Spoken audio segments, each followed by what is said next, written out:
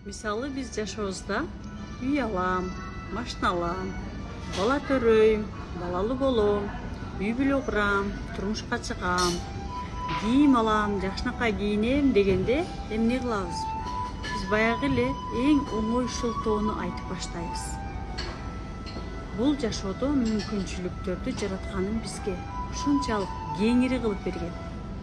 А бирок ошол мүмкүнчүлүктү алышыбыз, албашыбыз ал биздин гана колубузда. Ошондуктан бизде биринчи орунда бул биздин максатыбыз болуш керек. Акча эмес. Сиз максатыңызды алдыңызга коюп, о жараткан, берчи мага мүмкүнчүлүк. Мен ушундай сонун результаттарды жарап, ушундай сонун жашоодо жашагым келет. Ушундай максаттарымды алгым келет десеңиз, жаратканым сизге жолду өзү эле ачып бере берет.